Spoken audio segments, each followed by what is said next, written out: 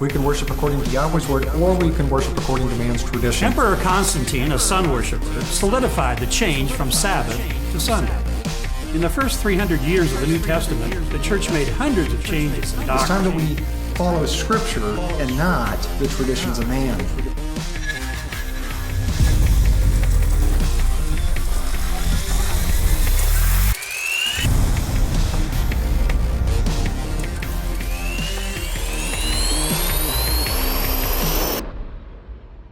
Hey, this is Pastor Randy. I'd like to welcome you to another Shattering Traditions program. It's a blessing to have you with us.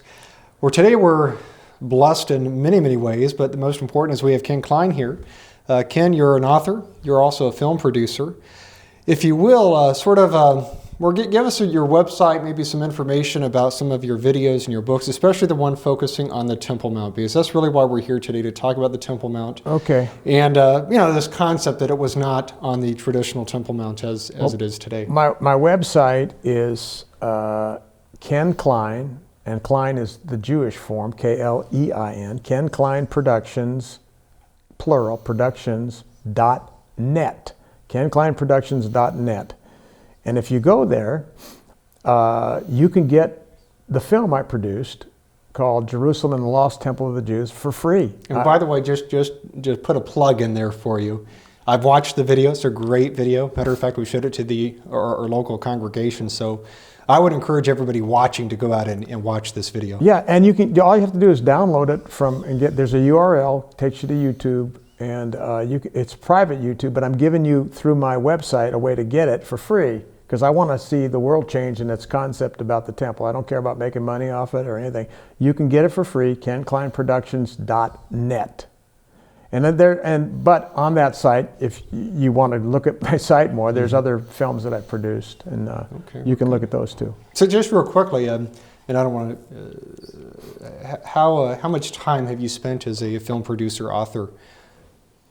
Long time. Well, my first book I wrote in it was in the 90s, because I was pastoring churches for a number of years. But then I felt the Lord calling me out of that to write and produce films.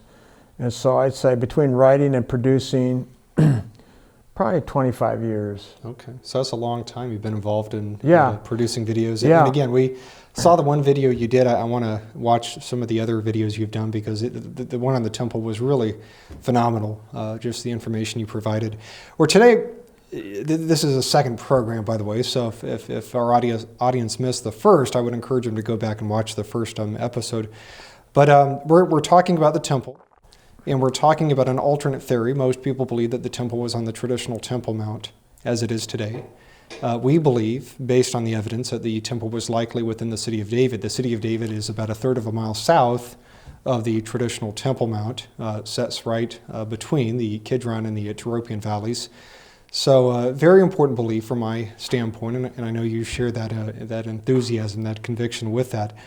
I want to focus on something very specific today, and that is a Gihon spring. We talked about this a little bit in the first segment, and it's such an important truth to realize, to understand the Gihon spring for many, many reasons. But I want you to give a description, if you will, of the Gihon as you understand it, because you've been there, you've done the research. So talk a little bit about the Gihon, if you would. Well, there's a place in Jerusalem called Mount Scopus, which is at the end of the Kidron Valley. So the Kidron Valley kind of slopes down from Mount Scopus all the way down past the city of David and continues on. This Gihon spring starts in Mount Scopus, and it's underground, and it bursts forth probably, I would say, I don't know, a mile from Mount Scopus, down by the city of David. And by the time it gets down there, it's gathered so much force that if you blocked it off from continuing farther down, it would actually alter the flow of that brook, the spring upward. So you can imagine if you had a hose with water, coming down, gathering, because gravity makes it way more, then divert it so it blows upward. it would blow up there with a lot of force. And that's what the Jebusites did. They actually diverted it so that they could get to it easier, you know, as And it's called a siphon spring. for It's that called reason. a siphon spring. And what that means is that up in Mount Scopus, there's like a bowl up there where this water collects. And when it collects, there's this, in the limestone, like a tube out of the limestone that goes upward, and then it's kind of a U-shaped. And then as it begins to come down, as the water fills up there, it creates like this siphon effect. And that water going down just begins to suck the water out of that bowl and until the bowl's empty. And that's why people have drowned that have gone into Hezekiah's tunnel, because they don't realize that it pulses. And then the water begins to collect again, and then it does the same thing over and over and again. And people have been down in that Hezekiah tunnel drowned because they didn't realize that they could be in between the times when it pulses. And when it pulses, there's a substantial amount of water that blasts through those caves down there. You've been down there, and you Yeah, know. absolutely. Matter of fact, you know, I've been there twice now in Israel. In this last time, we went to the city of David as we did the first time, but instead of walking through the dry side, you know, to the pool of Siloam, we took the other route through the Hezekiah's tunnel, as they call it, and it was just such a inspirational walk, yeah. if you will, to Absolutely. think that Hezekiah and the Israelites of old chiseled this out and made this tunnel that eventually would empty into the pool of Siloam was just nothing short of phenomenal. But no, I've been there. Matter of fact, you described this in your video on the temple. You have a explanation showing graphically how this That's works. right, And yeah. maybe we'll take a quick break here, a pause, and we'll show this, and then we'll come back and we'll continue discussing the Gihon Spring and why it's so important. So we're going to break, but we'll be right back. I'm a hydrogeologist. I work for the U.S. Geological Survey. My specialty is underground water, and I've studied groundwater systems all over the United States and all over the world. And I found one of the fascinating places that I've looked into groundwater is actually in Jerusalem at the Gihon Spring.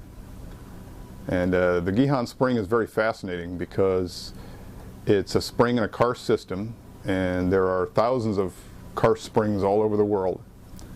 But the Gihon Spring is an unusual type of spring, a very rare type of karst spring that we often call a siphon spring. And there's probably only maybe a dozen or so of these springs all over the world.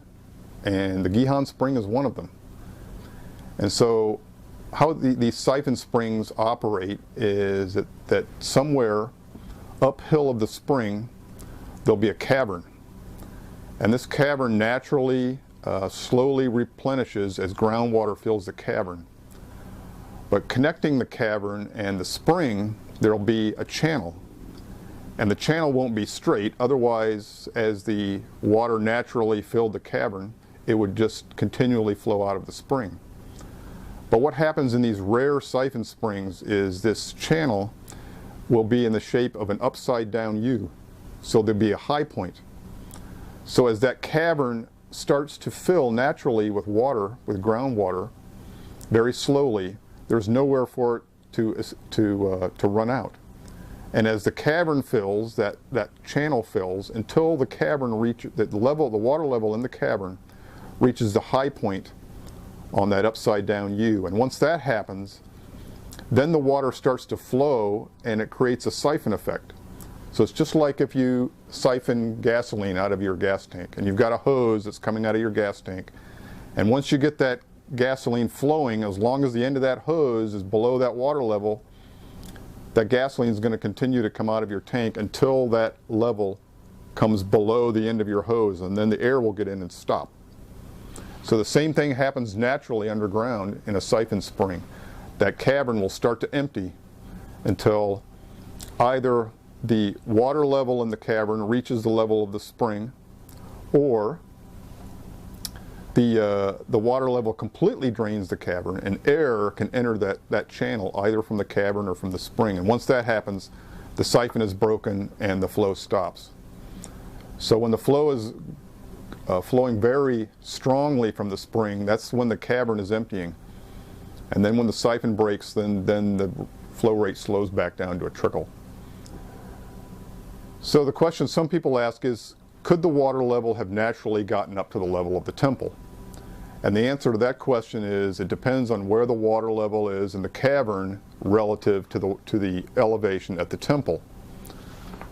So we know from the fact that this is a siphon spring that there in fact was somewhere uphill a cavern that was filling with water. Now if the Gihon spring was not a siphon spring, we wouldn't know that. The water level could simply be only a few feet above the spring somewhere, but because it's a siphon spring, we know there's a cavern somewhere uphill, probably at some substantial elevation above the spring. So if I wanted to have that water come all the way up to the temple, it's sort of like I want in my gas tank, my hose, I want the gasoline to come out higher. You'd simply raise the hose up higher to get the gasoline to come out of your hose higher. But you can't raise it above the level in the tank.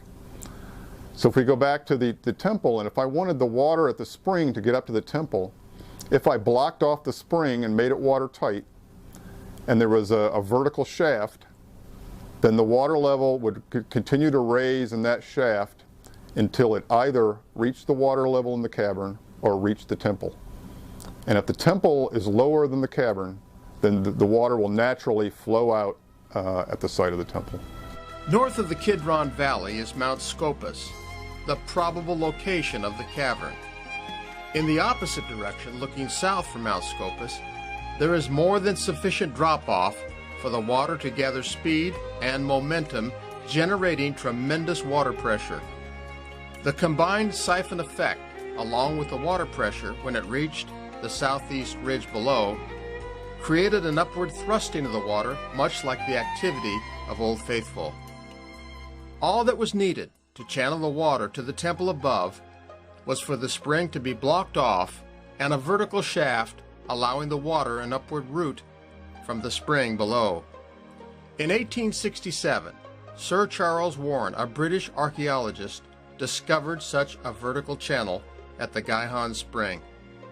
This unique water system brought a massive volume of water to the temple above, absolutely critical for the enormous and daily needs of the Levitical priesthood.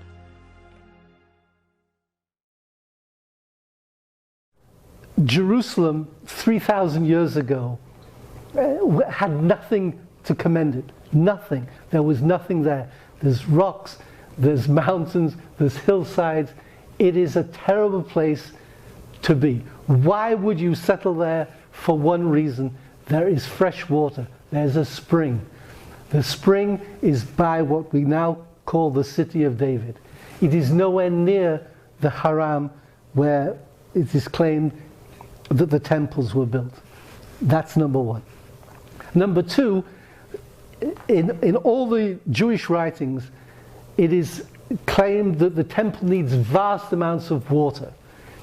If you need vast amounts of water, you would tend to build the temple near the water, not hundreds and hundreds of yards away from the water, especially when this is not Roman times where they knew how to build aqueducts. This was 2,000 years before the Romans, when the ability to move water was impossible.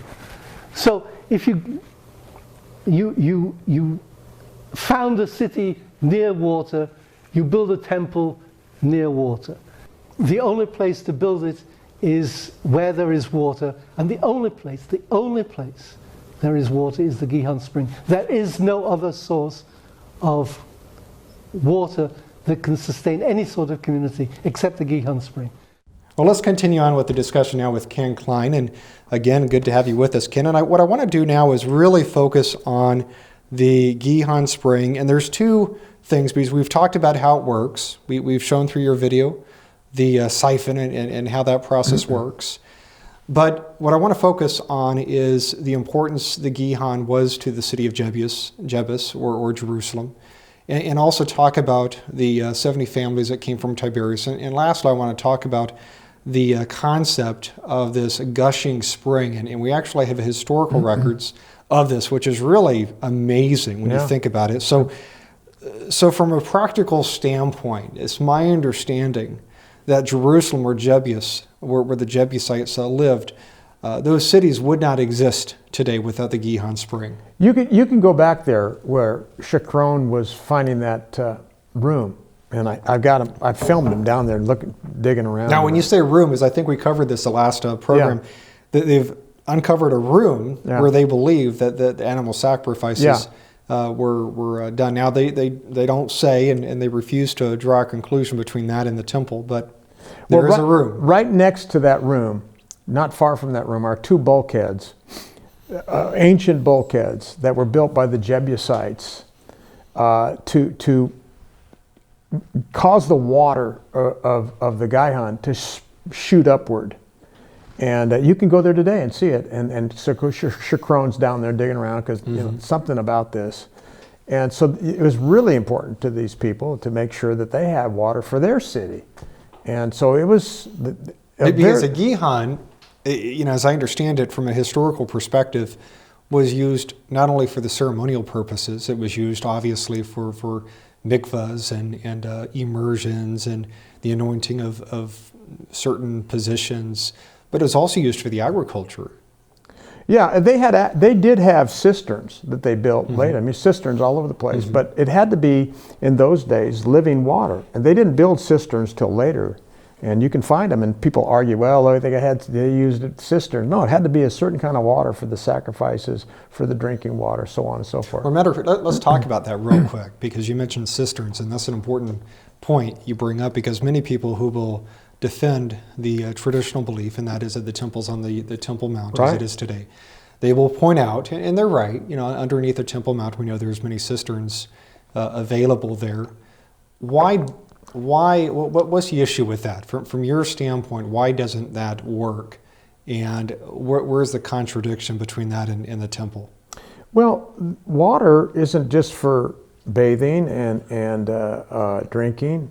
Water's for growing plants and feeding animals, too. They have to drink water, plant. And people forget that this is a well-watered area. When the Romans came in and blighted the place, I mean, people couldn't even recognize, this 70, 80, they couldn't recognize that there was even a Jerusalem anymore. I mean, people have no idea that the devastation that the Romans brought to the land. They devastated the whole place. And we're actually going to really talk in depth with that. Yeah, so water was really important, and as the city grew, they needed more water. They just simply needed more water for all these, to facilitate all these needs. So cisterns were built. Some were built on the Harem or the Temple Mount and around the place. And so they saved the water because, they needed it when they ran low. So there's a lot of cisterns around there, but the needs of the priesthood and the city people were for living water, and the animals and the agriculture was another story. So they built facilities to care for and house the water over periods of time. It's my understanding with these cisterns too, that there was no reliable water source coming into the Temple Mount area or the Harem until really Rome, when they built the aqueduct. Well, it's hard to really date the aqueduct. Some people say it goes all the way back to Solomon. I don't believe that. And some of it came all the way from Hebron. They would conduit water from Hebron and built these aqueducts. Probably it was Herod. I mean, he was a massive builder. That would have put it right about the time of Christ, and then ongoingly the cisterns. But there's lots of cisterns in Jerusalem, and there's aqueducts that come from far away, from the south to the north. Well, the reason I mention that is you had to have a reliable water source. Yeah. And if you had no way to transport the water from point A to point B, being the Temple Mount, how would that explain and how would that work with all the sacrifices and the needs of the water? So in the originality or the original time of the temples, they didn't have the cisterns. This was strictly water from the Gihon, and it was enough for the needs of the city. And then as the city grew, as things happened, as the military of the Romans came in, they needed more water. Yeah. And especially when you have 10,000 people living up there on the Harem, which we'll get more into the Antonia part. Fortress Antonia. They had to have water. They had to flush sewage with the water. For the blood of the animals, they had to have water They didn't necessarily use running water or living water to flush the blood. They wouldn't have wasted it. So there was a lot of needs for water as the city grew, for agriculture. Remember, the Garden of Gethsemane was a garden, and there was gardens all over the place for food. Where the entire Mount of Olives was filled with olive trees, as I understand it, historically. So they needed water. And in fact, it says where the Lord was killed, there was much water. So where is it coming from? Well, where the Gihon really Springs is, and these places where they're getting water for storing water. In fact, I think in one of the trailers I produced to promote the film Jerusalem Lost Temple, we're inside a cistern that's enormous on the north side of the Temple Mount, and it's fascinating, what these people built. But I think it was built by the Romans personally. Yeah, and I tend to agree with that from what I've researched. And from that perspective, if it was built by the Romans, where that would then reason the water source was not there for Solomon. That's right. And which really shows a criticality of the Gihon Spring and the likelihood of the temple being built near the Gihon and not a third of a mile uphill, where they would have to route the water for the sacrificial offerings. And the outpost of the Romans and the Antonia Fortress, that's 10,000 people. That's like a city. They needed a lot of water just to deal with the sewage problem. People don't think through it and consider all those things, but they're not going to waste Gihon water on sewage. In fact, I actually walked through the sewage tunnel. Yeah, I did too. Last trip. Yeah, and that tunnel, of course, there's none in it today, and it's been gone for hundreds and hundreds and hundreds of years, so it doesn't smell or anything like that. But there was a tunnel. It must have been 6 foot high and about 3 or 4 foot wide, that they flushed all the sewage of the city out, and it ended up on the other side of the pool that Shikron discovered. The Pool of Siloam. Yeah, down there in the Kidron, far down from there. So water was critical, and when they didn't have enough, they made cisterns to facilitate their needs. The bottom line is, and I think this is what people need to recognize, the bottom line is, without the Gihon Spring, life would not exist in Jerusalem. That's right. That's really the bottom line. Yeah, that's true for life, that's true for the sacrificial ceremonial reasons they had for the Gihon, but everything really begins with the Gihon Spring. The other thing about the Gihon, which feeds into Hezekiah's tunnel, if you walk through there, and I've done it a number of times, is that water's really cold. It's really cold. So it didn't come from some artesian spring springing up. It came from Mount Hermon that was covered with snow.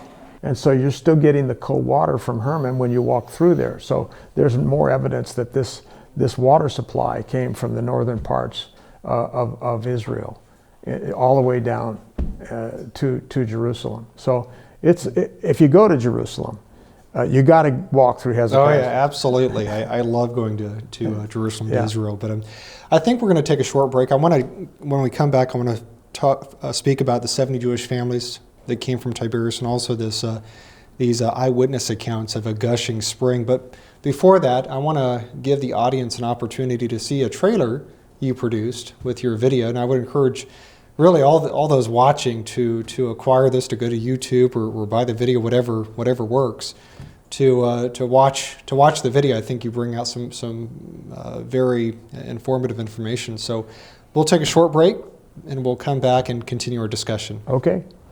Hello, I'm Ken Klein, your host, and I want to take you on a journey back into time, an amazing journey, seeking to rediscover the lost histories of the Jews. Histories that once brought into the light of day will change everything. We're going to have to go back in time to the 1st century. So follow me into the old city and we'll begin our journey.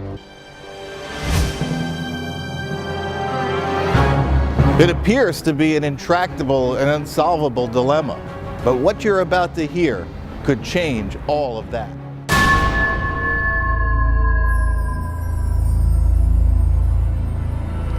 In order to recreate historic moments in time, there is tremendous need to have accurate information. They call this the Old City, and you can very easily make that mistake, but this is really the new Old City. The old city was 500 years younger than this part of town. This ancient water system, Hezekiah's Tunnel, is a very, very important archaeological discovery. This was prima facie evidence that yes, this must be where the city of David was located.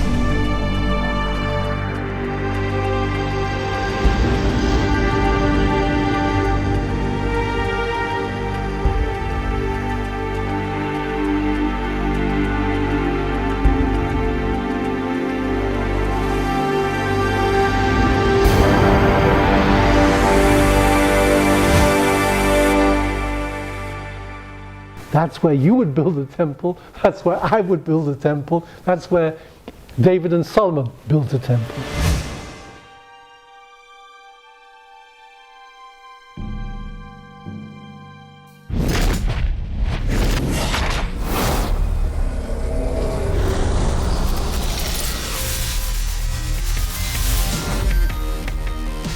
Well, welcome back. Ken, we were talking about the Gihon Spring, and I want to really focus on two things now. Number one, this account of 70 Jewish families coming to Jerusalem from Tiberias. And I want to read this. The original source is the Geniza documents, but this is actually from a Ravine Hammer, and it's a Jerusalem Anthropology, page 148. So if they're interested to look at the source. But here's what it says. Omar, which Omar was the second caliph, Right. Says decree that 70 households should come, and these were Jewish households. Right. Says they agreed to that, and after that he asked, where do you wish to live within the city? So they're coming back from Tiberias to the ancient city of Jerusalem. They replied, in the southern section of the city, which is the market of the Jews, the request was to enable them to be near the site of the temple and its gates, as well as to the water of Shiloah, which could be used for immersion. This was granted them by the Emir for the believers. So 70 households, including women and children, moved from Tiberias and established settlements in buildings whose foundations had stood many generations. For me, what's important here is the mention of the temple along with the water of Shiloah, which we know is a reference to the Gihon Spring. Right. So these Jewish families, Omar asked, where do you want to go? And they immediately, the southern section of the city, Right. Right near the Gihon Spring, Right. near the temple. I think there's some backstory that we need to backfill a little bit Okay. About this, because Omar came into town and he went to the Church of the Holy Sepulchre, which now had been in existence for almost 300 years. And he asked Sophronius, the grand poobah of the church. I don't have a lot of respect for sorry to use that language, but really he was the ruling elder over this church. And he came to Sophronius and he said, hey, where did King David and Solomon pray? And he said, well, they prayed right here. And he said, no, they didn't. I had a dream and it wasn't here. Tell me where it is. And Sophronius says, well, I'll make a deal with you as long as you don't let any Jews back into the land. So in those days, the Muslims were more compassionate towards the Jews than the Christians. And this is one of the reasons why the Jewish people are so defensive about the church. They've never been treated right by Christianity. And so they made the deal. And Sophronius says it was down there by the Gihon. That's where they prayed. He said, okay, I want to go down there and pray. And so he went down there and prayed, but he went back on his word to Sophronius, and he allowed these 70 families to come down there. But what's interesting about Umar, is that he took a stone from there, and they called it the Baraka stone. And he thought that's where the Ark of the Covenant rested, and he took it up to where today the Al-Aqsa Mosque is. And they actually called it the New Temple of Solomon. And part of the reason the tradition has come that the Temple Mount is where the temples were is because of the Al-Aqsa Mosque that was originally called the New Temple of Solomon. So the whole concept of where the temples were shifted because now the focus was on this new Temple of Solomon, which wasn't the New Temple of Solomon at all. It was based upon this stone, and Baraka means the transfer of holiness. And so the whole shifting of the attention of where the temples were originally built, which was the southeastern ridge, which was wonderfully explained by Dr. Martin, and which my film, that whole, his whole treatise is where blew me away. His archaeology, his study, his scriptures was like, man, this guy's a genius. I had to do a film on it. And again, I hope people get it. It's free. You can get it for free and educate yourself. Just go to my website, KenKleinProductions.net, and you can download it and you can see it for free. I hope they do it, because this is, ever since Trump said, you know, Jerusalem is the capital city and we're going to build our embassy there. Now, all of a sudden, the Jews are really excited because they think this is the springboard for the third temple. So it may be, we'll see. But this guy, Omar, and his deeds are recorded in these Geniza letters, which are documents explaining all that happened. And I think they found it in a synagogue somewhere in Cairo. I don't know where they are at today. I would assume they're in France at the Louvre or probably the British Museum. I don't know where they reside today, but important historical documents that detail all of these things out that go to where the temple really was. Yeah, and again, you know, the connection here between the Gihon Spring and the temple and the southern section of the city, and we should explain that as well, because what people see today and what they think of when they look at Jerusalem really is not what it was anciently. No. The ancient city of David, or Jerusalem, which, by the way, city of David, Jerusalem, they're synonymous. Right. Same place. Same place. It was about a third of a mile away from the current Temple Mount, as I understand it. That's right. In the southern side. Matter of fact, if you look at an aerial view of this, it looks like a crescent-shaped hill. Yeah, and we have a satellite photo of it. You can see it for yourself in the film. We did all that work so people could see where the city of David was, and from space. So it's pretty cool. Yeah, yeah. So, you know, we know, and archaeology knows where it's at today. You know, they discovered about 100, 150 years ago. So this is somewhat of a new finding still, and they're still uncovering many things. Matter of fact, major excavation is occurring right now in the city of David. You know Eli Shukran. I've had the opportunity. He led our first tour in Israel, and just a phenomenal guy. Love Eli. Yeah, he's a lovable man. Definitely. Invaluable resource in many ways. And anyway, he gave us a tour, but there's no doubt, based on what I understand with scholarship, that the city of David, which is a national park now, is the old city of David. It is the old site of Jebus, or the Jebusite it's Jerusalem of old. City. Exactly. Yeah. So, you know, these families, again, the southernmost section of the city, well, that would be the city of David. They said where the temple was, right, where the Gihon Spring or the Pool of Siloam was. That's it's right. all within. Matter of fact, the Pool of Siloam, if you look at it, is in the southwest corner, I believe, in the city of David. So I think it's southeast. Southeast? Okay. Well, it's hard because it comes into this. It does. It comes into It's hard to say, there. but I think it's the southeast. Yeah, but it's in the southern section right. of the city of David. That's right.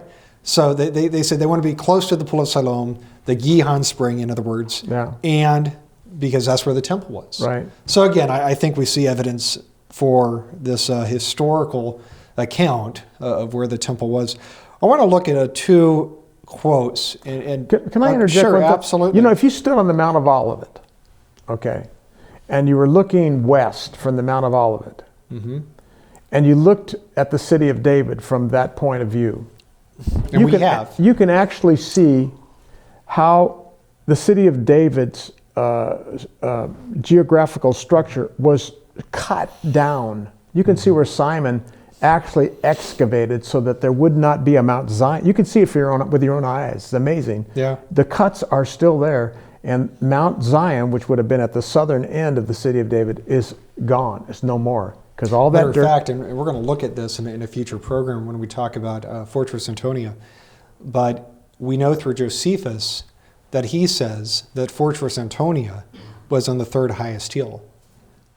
That's so right. we know historically you had the city of David. Yeah. And then a little bit higher in elevation you had the Ophel Mount, which we'll talk about more.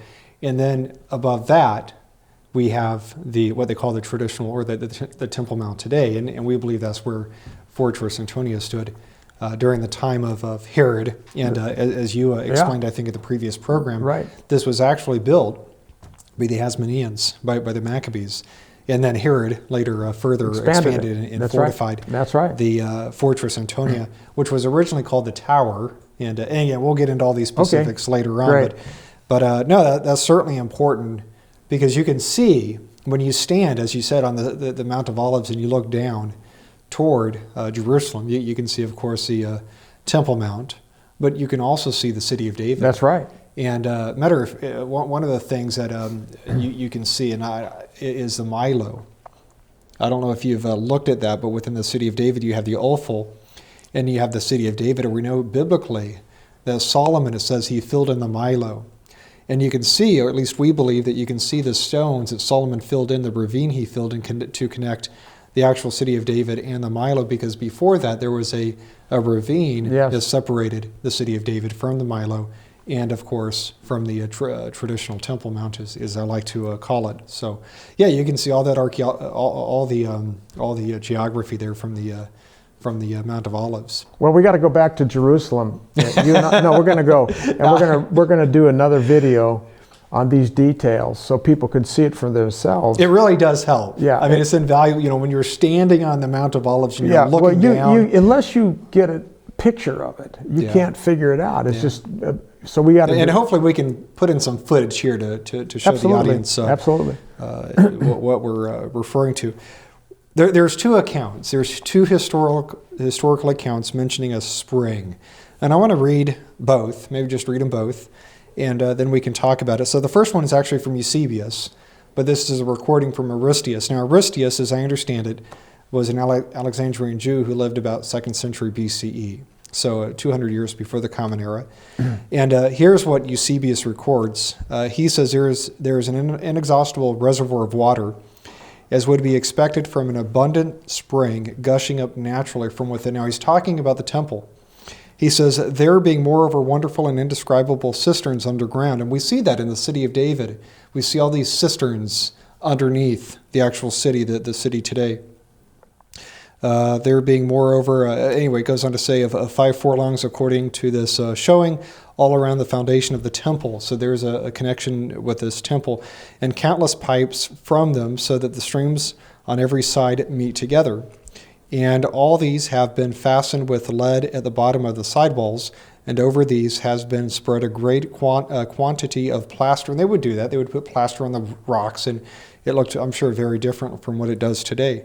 All having been carefully wrought. So that, again, that's Eusebius' account of Aristeas. And Aristeas, again, 2nd century now. Amazing. This is just as incredible. The next one is Tacitus, and he was a historian, Roman historian.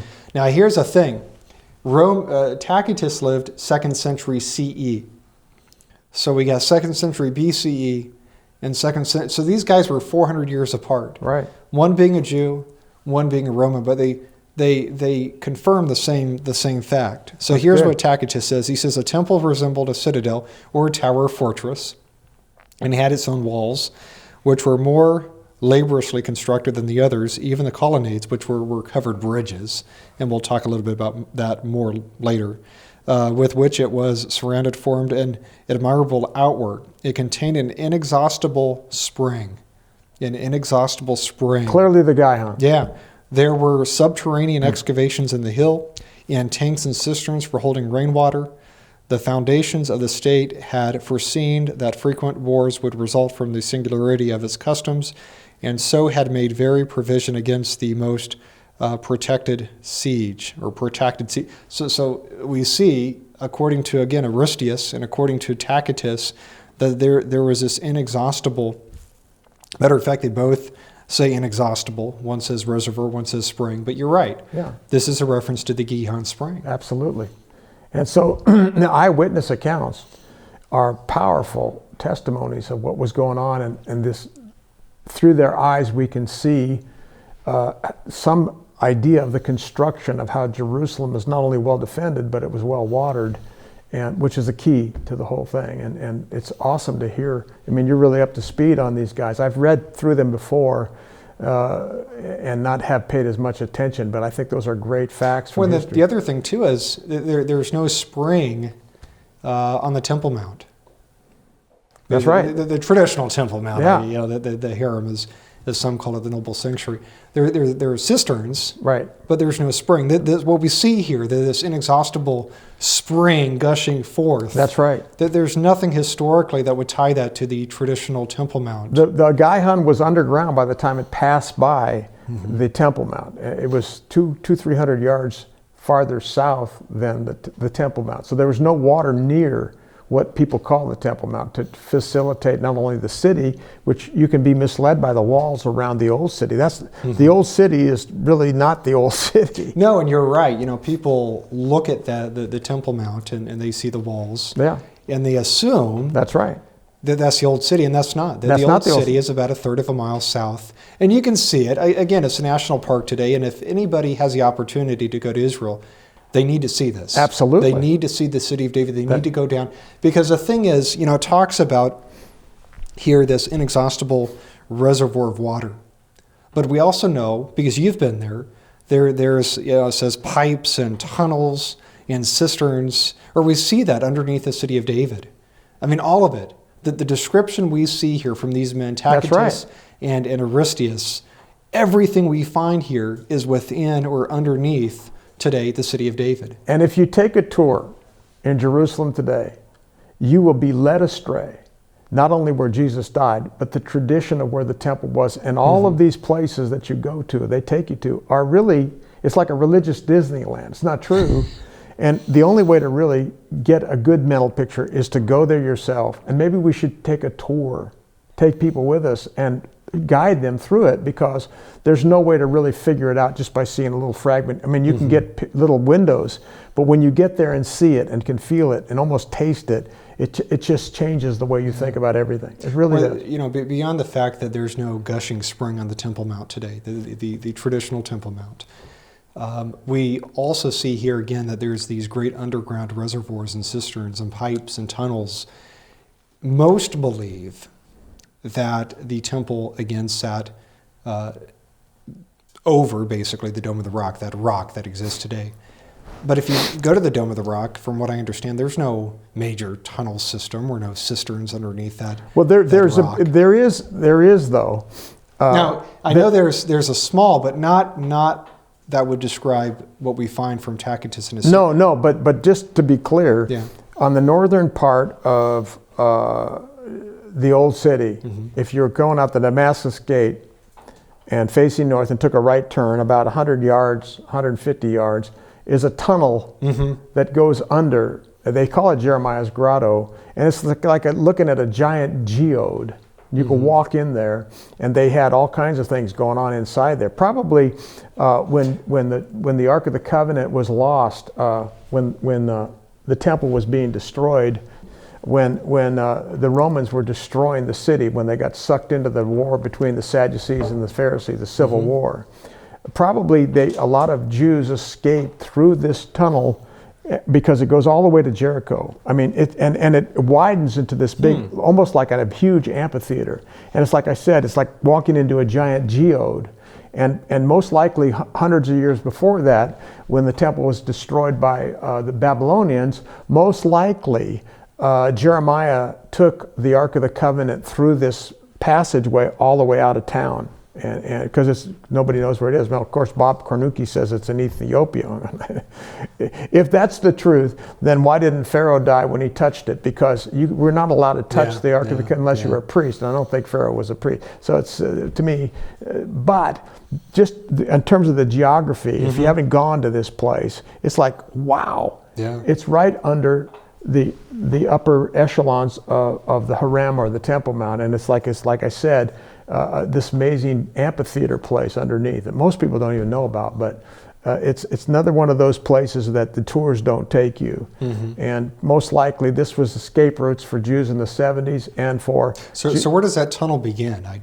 Well, like I said, if you come out the Damascus Gate, you know the Damascus Gate, which is the northern gate, and if you turned right, okay, and just walk, there's a walkway right up almost against the wall, the northern wall. You'd come right to it. I think I've been under that tunnel. It sets right along the. Yeah. Right. Have you walked through it? I have. Okay, so you know.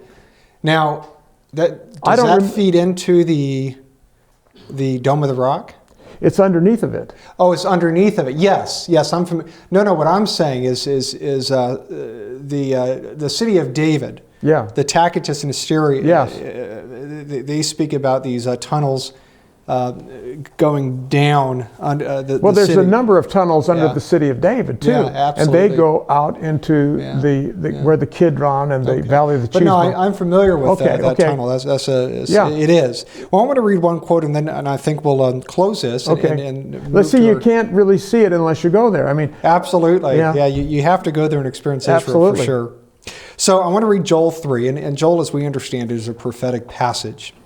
And what intrigues me about this is it also mentions a reservoir of water. Oh. So it says, "So shall you know that I am Yahweh Elohim dwelling in Zion." Of course, we know Zion is the city of David. Scripture Right. says, "My holy mountain." Right. And then shall Jerusalem be holy, and there shall no strangers pass through her any more. And it shall come to pass in that day that the mountains shall drop down new wine, and the hills shall flow with milk, and all the rivers of Judah shall flow with waters, and a fountain shall come forth out of the house of Yahweh. Or what is a house of Yahweh? That would be a reference to the temple. And it says here that a fountain would come forth. So from my perspective, this is really referring to the same type of gushing spring that Tacitus and also Aristeas refers to within their historical writings. So I think even biblically, now whether you believe that's future or not, we find Scripture, again, connecting the house of Yahweh with this gushing spring. But anyway, like to thank you again for your time. We're not done with this, by the way. We have several more programs to do on this, and just thank you for your expertise and your insight, because I know you've done a lot of study into this. So thank you again. Thank you. And I'd like to thank you also for watching today, and I would encourage you to watch all these programs, because it really is important to understand the Temple Mount. It's important to understand where it was historically, not according to tradition. And, as believers, it's an obligation we have to really look deep into Scripture to understand what is truth and understand what is not truth. And I think if you look at the evidence, you're going to come to the same conclusion we have, and that is that the temple is not within today's traditional Temple Mount, but was within the city of David. So again, I'd like to thank you for watching, and may Yahweh bless you. Bye-bye. Thank you for joining us for another episode of Shattering Traditions. This program is an outreach of Yahweh's Restoration Ministry. For all our materials, including free booklets and the RT Magazine, visit our website, yrm.org. Get your copy of the Restoration Study Bible, the book that's changing hearts and minds around the world. Visit store.yrm.org. Keep up to date with ministry news and events by liking us on our Facebook page, facebook.com/YRM. Subscribe to our Shattering Traditions YouTube channel and see all our latest videos. This ministry is only possible by the tithes and offerings of our members and supporters. To donate by phone, call toll-free 1-844-899-6438 or online at donate.yrm.org. Until next week, remember to search the Bible, remove religious baggage, and join our mission to shatter tradition.